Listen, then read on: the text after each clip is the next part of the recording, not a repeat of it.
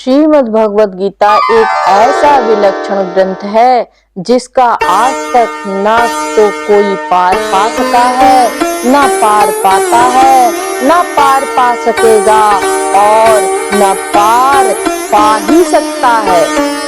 गहरे उतरकर इसका अध्ययन मनन करने पर नित्य नए नए विलक्षण भाव प्रकट होते रहते हैं। गीता में जितना भाव भरा है उतना बुद्धि में नहीं आता, जितना बुद्धि में आता है उतना मन में नहीं आता, और जितना मन में आता है उतना कहने में नहीं आता।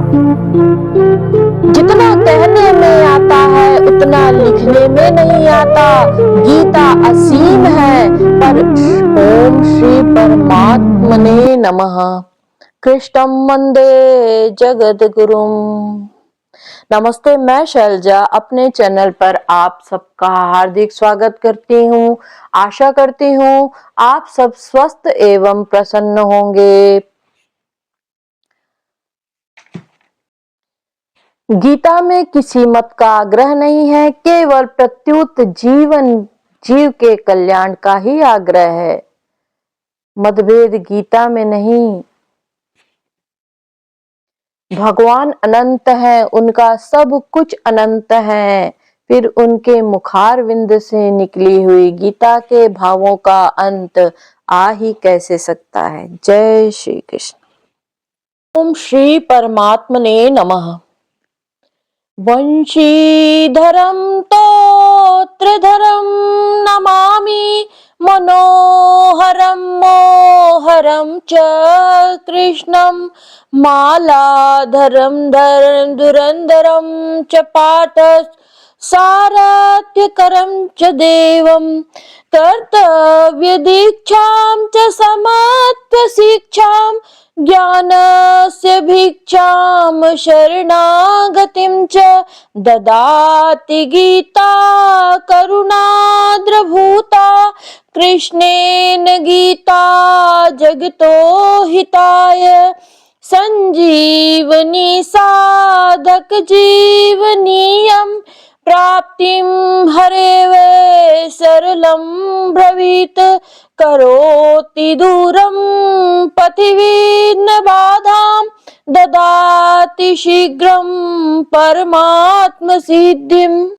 श्रीमद् भगवद गीता की महिमा अगाध और असीम है। यह भगवद गीता ग्रंथ प्रस्थान त्रय में माना जाता है। मनुष्य मात्र के उद्धार के लिए 3 राजमार्ग प्रस्थान त्रय नाम से कहे जाते हैं।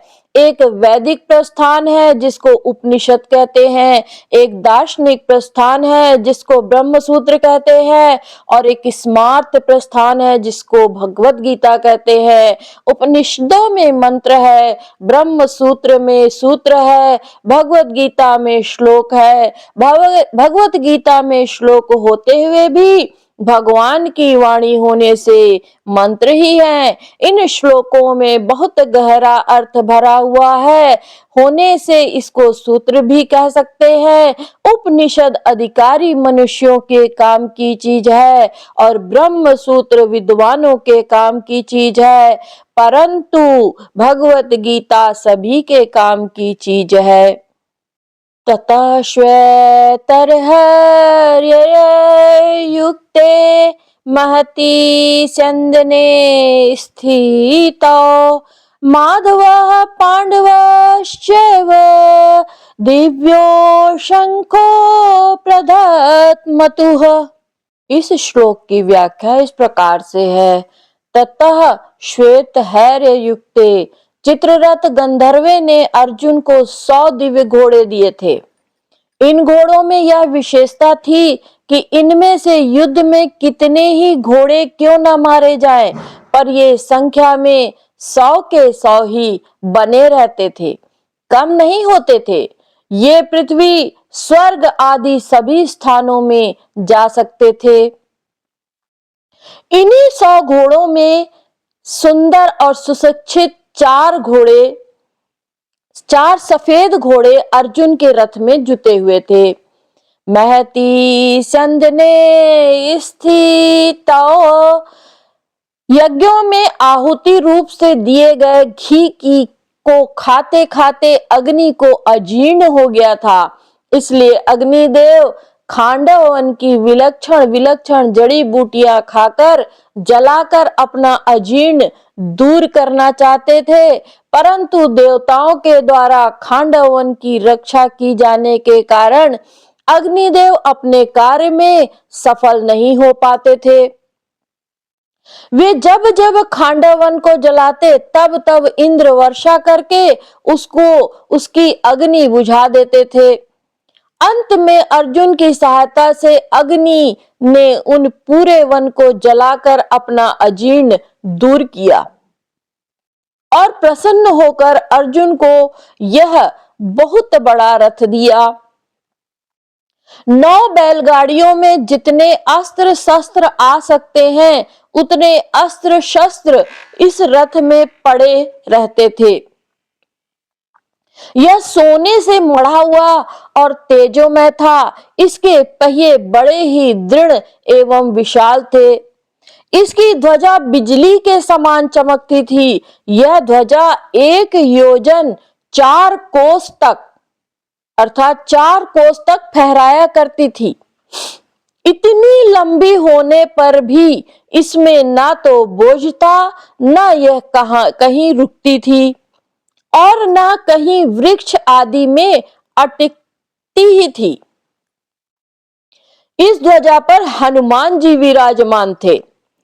स्थितौ कहने का तात्पर्य है कि उस सुंदर और तेजोमय रथ पर साक्षात भगवान कृष्ण और उनके प्यारे भक्त अर्जुन के विराजमान होने से उस रथ की शोभा और तेज बहुत ज्यादा बढ़ गया था। माधवा पांडवश्चैव मां नाम लक्ष्मी का है और धव नाम पतिका का है पति का है। अतः माधव नाम लक्ष्मीपति का है। यहाँ पांडव नाम अर्जुन का है क्योंकि अर्जुन सभी पांडवों में मुख्य है। पांडवानां धनंजय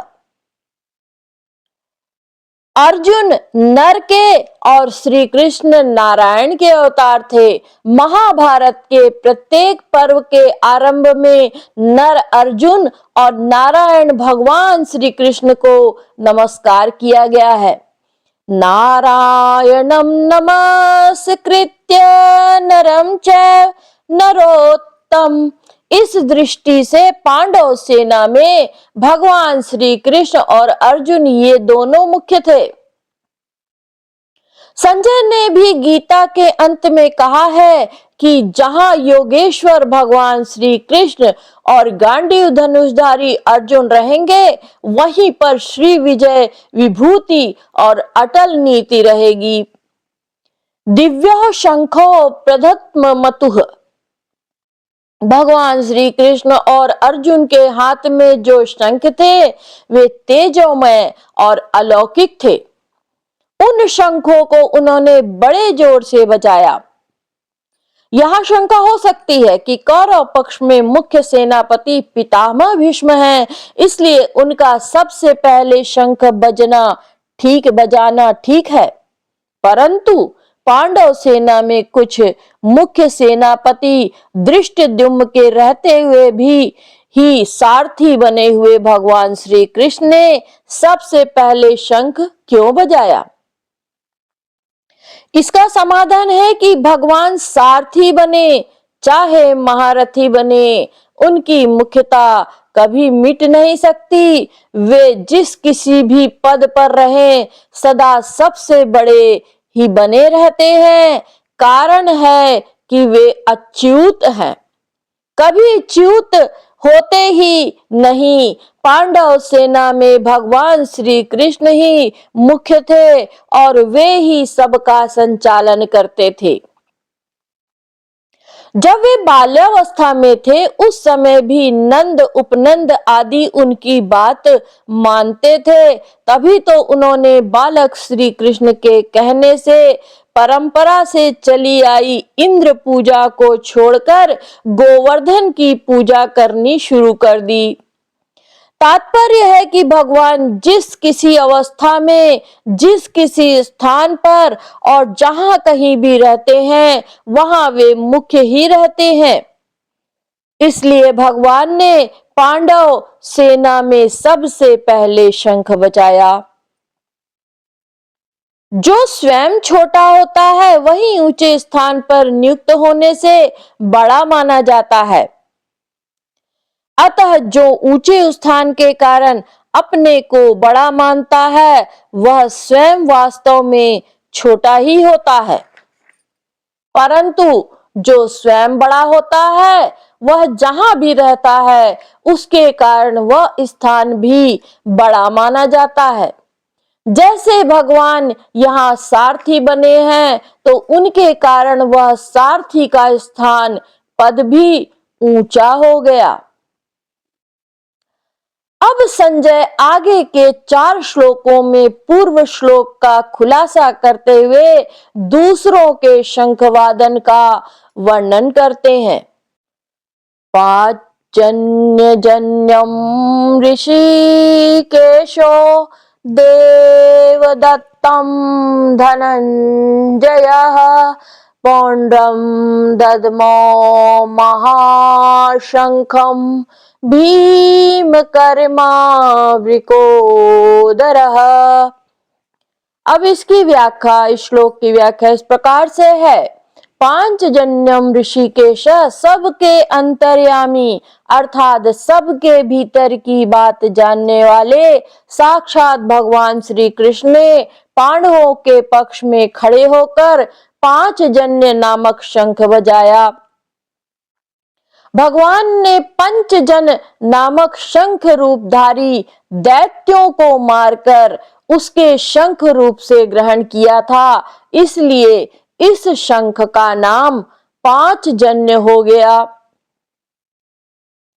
देवदत्तम धनंजयः, राजसूय यज्ञ के समय अर्जुन ने बहुत से राजाओं को जीतकर बहुत धन इकट्ठा किया था, इस कारण अर्जुन का नाम धनंजय पड़ गया। निवातक कवचादि दैत्यों के साथ युद्ध करते समय इंद्र ने अर्जुन को देवदत्त नामक शंख दिया था। इस शंख की ध्वनि बड़े जोर से होती थी, जिससे शत्रुओं की सेना घबरा जाती थी। इस शंख को अर्जुन ने बजाया। पौंड्रम दद्मो महाशंखम भीमकर्मावृकोदरः। हिडिंबासुर, बकासुर, जटासुर आदि असुरों तथा कीचक, जरासंध आदि बलवान वीरों को मारने के कारण भीमसेन का नाम भीमकर्मा पड़ गया। उनके पेट में जठराग्नि के सिवाय वृक्क नाम की एक विशेष अग्नि थी, जिससे बहुत अधिक भोजन पचता था। इस कारण उनका नाम विकोदर पड़ गया। ऐसी भीमकर्मा वृकोदर भीमसेन ने बहुत बड़े आकार वाला पौंड्र नामक शंख बजाया। अनंत विजयम राजा कुंती पुत्रो युधिष्ठिरः नकुलः सहदेवश्च सुघोषमणि पुष्पकौ। अब इस श्लोक की व्याख्या इस प्रकार से है। अनंत विजयम राजा सुघोषमणि पुष्पकौ। अर्जुन, भीम और युधिष्ठिर ये तीनों कुंती के पुत्र हैं तथा नकुल और सहदेव ये दोनों माद्री के पुत्र हैं। यह विभाग दिखाने के लिए यहाँ युधिष्ठिर के लिए कुंती पुत्र विशेषण दिया गया है। युधिष्ठिर को राजा कहने का तात्पर्य है कि युधिष्ठिर जी वनवास के पहले अपने आधे राज्य अर्थात इंद्रप्रस्थ के राजा थे और नियम के अनुसार 12 वर्ष वनवास और 1 वर्ष अज्ञातवास के कारण वे राजा होने चाहिए थे। राजा विशेषण देकर संजय यह भी संकेत करना चाहते हैं कि आगे चलकर धर्मराज युधिष्ठिर ही संपूर्ण पृथ्वी मंडल के राजा होंगे। कायश्च परमे वाशः शिखंडी च महारथः दृष्टद्युम्नो विराटश्च सात्यकिश्चापराजितः द्रुपदो द्रौपदेयाश्च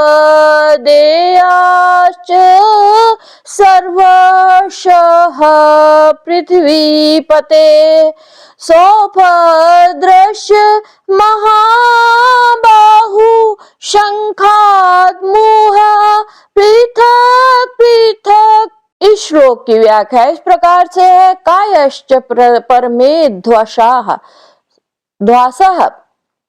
काशश्च परम ध्येश्वाः शंखानु दद्मु पृथक पृथक। महारथी शिखंडी बहुत शूरवीर था।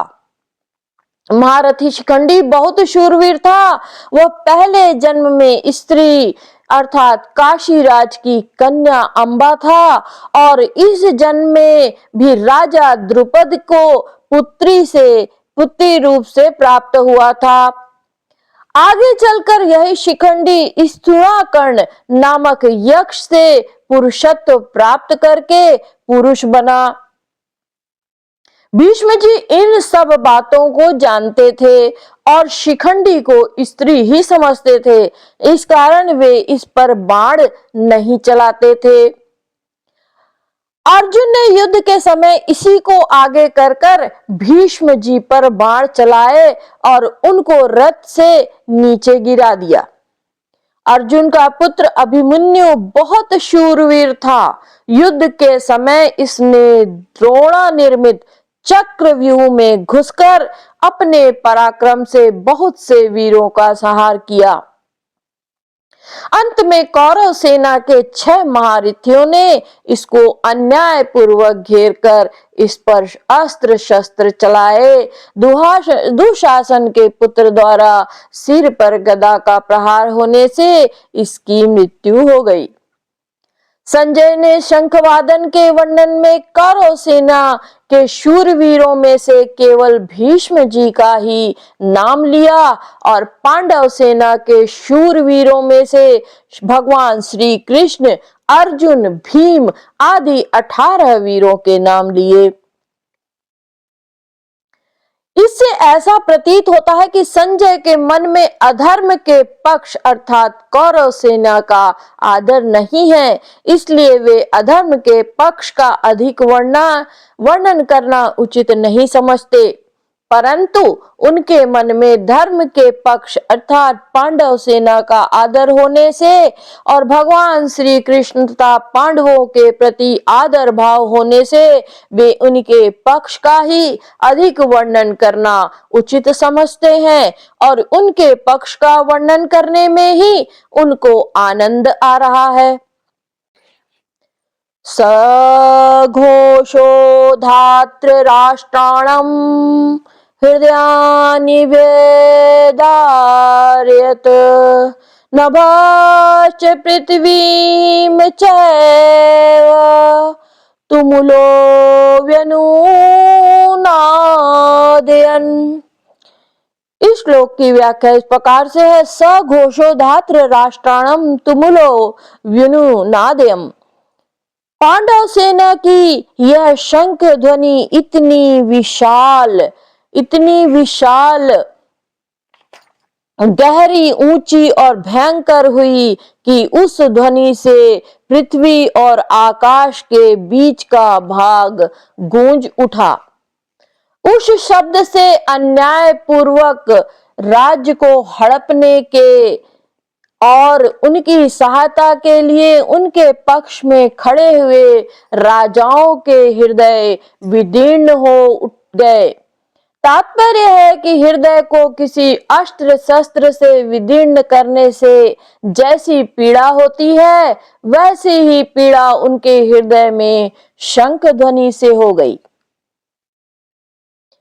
उस शंख ध्वनि ने कौरव सेना के हृदय में युद्ध का जो उत्साह था, बल था, उसको कमजोर बना दिया, जिससे उनके हृदय में पांडव सेना का भय उत्पन्न हो गया।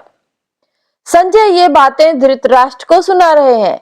धृतराष्ट्र के सामने ही संजय का धृतराष्ट्र के पुत्रों और संबंधियों के हृदय विदीर्ण कर दिए, ऐसा कहना सभ्यता पूर्ण और युक्ति संगत नहीं मालूम देता। इसलिए संजय को धात्र राष्ट्रानम न कहकर ताव की नानाम, आपके पुत्रों अथवा संबंधियों के, ऐसा कहना चाहिए। ऐसा कहना चाहिए था, क्योंकि ऐसा कहना ही सभ्यता है। इस दृष्टि से यहाँ धात्र राष्ट्रानम पद का अर्थ जिन्होंने अन्याय पूर्वक राज्य को धारण किया, ऐसा लेना ही युक्ति संगत और सभ्यता पूर्ण मालूम देता है। अन्याय का पक्ष लेने से और उनके हृदय विदीर्ण हो गए, इस दृष्टि से भी यह अर्थ लेना ही युक्ति संगत मालूम देता है। यहाँ शंका होती है कि कौरवों की 11 अक्षौहिणी सेना के शंख आदि बाजे बजे तो उनके शब्द का पांडव सेना पर कुछ भी असर न हुआ, पर पांडवों की 7 अक्षौहिणी सेना के शंख बजे तो उनके हृदय से कौरव सेना के हृदय विदीर्ण क्यों हो गए? इसका समाधान यह है कि जिनके हृदय में अधर्म, पाप, अन्याय नहीं है, अर्थात जो धर्म पूर्वक अपने कर्तव्य का पालन करते हैं, उनका हृदय मजबूत होता है, उनके हृदय में भय नहीं होता, न्याय का पक्ष होने से उनमें उत्साह होता है, शूरवीरता होती है।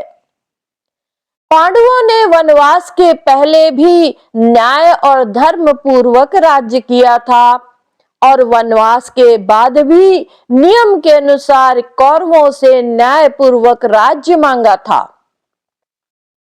अतः उनके हृदय में भय नहीं था, प्रत्युत उत्साह था, शूरवीरता थी। तात्पर्य है कि पांडवों का पक्ष धर्म का था, इसी कारण कौरवों की 11 अक्षौहिणी सेना के बाजों के शब्द का पांडव सेना पर कोई असर नहीं हुआ, परंतु जो अधर्म, पाप, अन्याय आदि करते हैं, उनके हृदय स्वाभाविक ही कमजोर होते हैं। उनके हृदय में निर्भयता, निशंकता नहीं रहती। उनका खुद का किया पाप, अन्याय ही उनके हृदय को निर्बल बना देता है। अधर्म अधर्मी को खा जाता है। दुर्योधन आदि ने पांडवों को अन्याय पूर्वक मारने का बहुत प्रयास किया था। उन्होंने छल कपट से अन्याय पूर्वक पांडवों का राज्य छीना था और उनको बहुत कष्ट दिए थे। इस कारण उनके हृदय कमजोर, निर्बल हो चुके थे।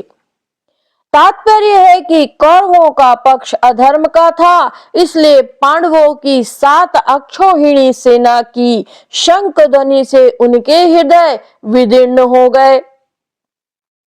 उनमें बड़े जोर की पीड़ा हो गई।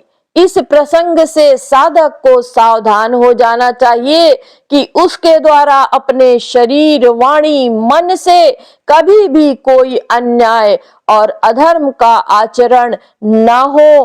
अन्याय और अधर्म युक्त आचरण से मनुष्य का हृदय कमजोर, निर्बल हो जाता है, उसके हृदय में भय पैदा हो जाता है। उदाहरणार्थ, लंकाधिपति रावण से त्रिलोकी डरती थी। वही रावण जब सीता जी का हरण करने जाता है तब भयभीत होकर इधर उधर देखता है। इसलिए साधक को चाहिए कि वह अन्याय, अधर्म युक्त आचरण कभी न करे।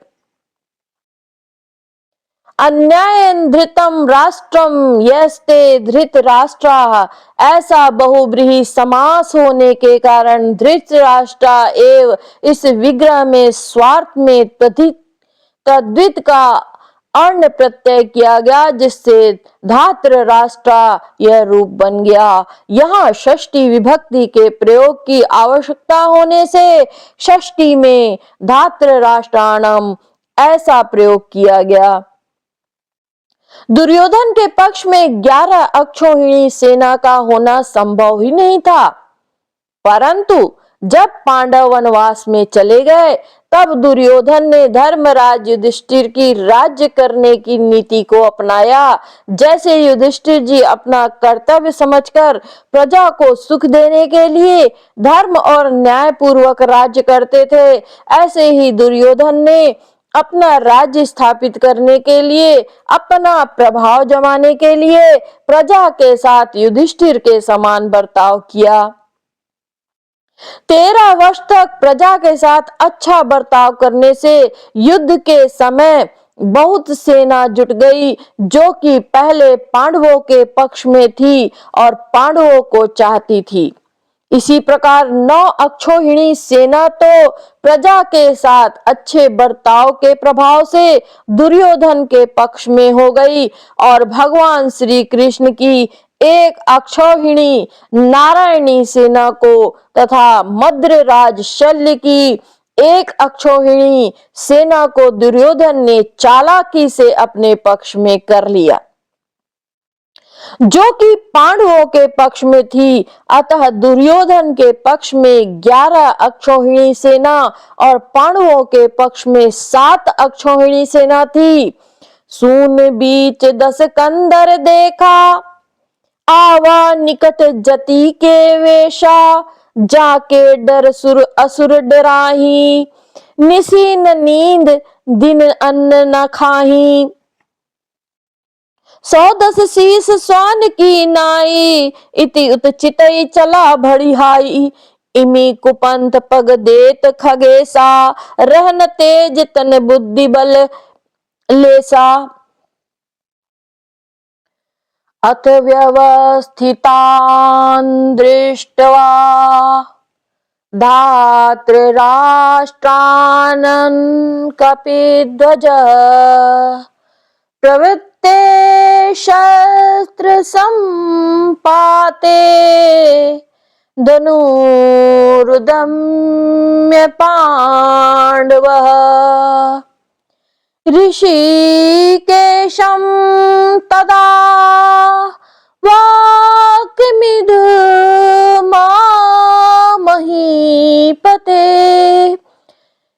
इस श्लोक की व्याख्या इस प्रकार से है। अथ इस पद का तात्पर्य है कि अब संजय भगवान श्री कृष्ण और अर्जुन के संवाद रूप भगवद गीता का आरंभ करते हैं।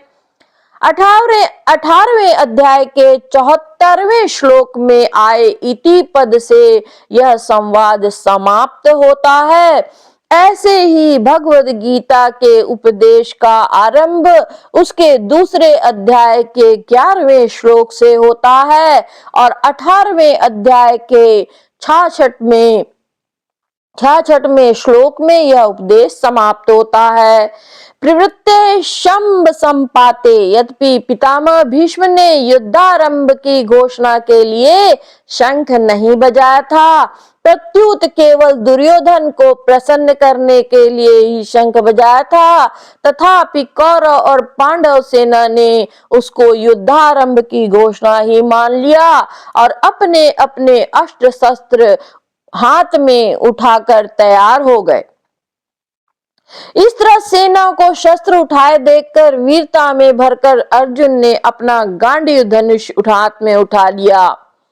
व्यवस्थितान धातृराष्ट्रान दृष्टवा, इन पदों में इन पदों से संजय का तात्पर्य है कि जब आपके पुत्र दुर्योधन ने पांडवों की सेना को देखा तब वह भागा भागा द्रोणाचार्य के पास गया, परंतु जब अर्जुन ने कौरवों की सेना को देखा तब उनका हाथ सीधे गांडीव धनुष पर ही गया।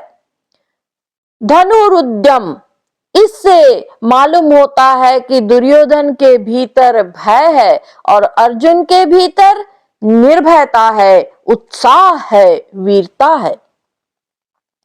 कपिध्वज, अर्जुन के लिए कपिध्वज विशेषण देकर संजय धृतराष्ट्र को अर्जुन के रथ पर ध्वजा पर विराजमान हनुमान जी का स्मरण करते हैं। बोलो बजरंग बली की जय। जब पांडव वन में रहते थे तब एक दिन अकस्मात वायु ने एक दिव्य सहस्त्र दल कमल लाकर द्रौपदी के सामने डाल दिया।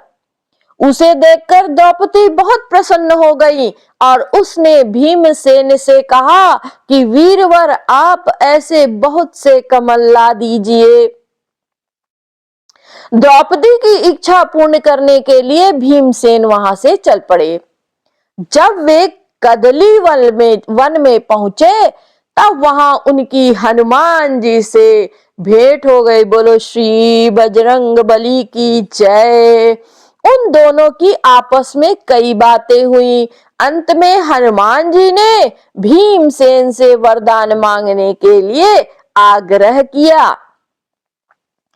तो भीमसेन ने कहा मेरे पर आपकी कृपा बनी रहे। इस पर हनुमान जी ने कहा हे वायुपुत्र, जिस समय तुम बाण और शक्ति के आघात से व्याकुल शत्रुओं की सेना में घुसकर सिंहनाद करोगे, उस समय मैं अपनी गर्जना से उस सिंहनाद को और बढ़ा दूंगा।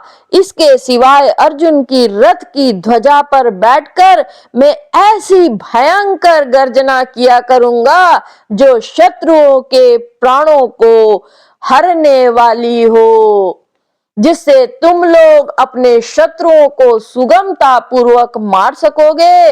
इस प्रकार जिनके रथ की ध्वजा पर हनुमान जी विराजमान हैं, उनकी विजय निश्चित है। बोलो सियावर रामचंद्र की जय। पांडव धृतराष्ट्र ने अपने प्रश्न में पांडव पद का प्रयोग किया था, अतः धृतराष्ट्र को बार बार पांडवों की याद दिलाने के लिए संजय पांडव शब्द का प्रयोग करते हैं। ऋषिकेशम तदा वाक्यमिदमाह महीपते। पांडव सेना को देखकर दुर्योधन तो गुरु द्रोणाचार्य के पास जाकर चालाकी से भरे हुए वचन बोलता है, परंतु अर्जुन कौरव सेना को देखकर जो जगत गुरु है, अंतर्यामी है, मन बुद्धि आदि के प्रेरक हैं, ऐसे भगवान श्री कृष्ण से शूरवीरता, उत्साह और अपने कर्तव्य से भरे हुए हैं। बोलो श्री राधे कृष्णा। जय श्री राधे कृष्णा वचन बोलते हैं। अच्छा, तो महानुभाव, आज हमने श्लोक 14 से लेकर श्लोक 20 तक की व्याख्या कही सुनी और आशा करते हैं कि भगवान हम सब आप सब पर कृपा अपनी बनाए रखे और सब स्वस्थ रहें और प्रसन्न होएं। आगे हम 21वें श्लोक से आरंभ करेंगे। जय श्री कृष्ण, जय श्री राम। ईश्वर सबकी रक्षा करें, सबको अच्छा रखें। जय श्री कृष्ण, जय।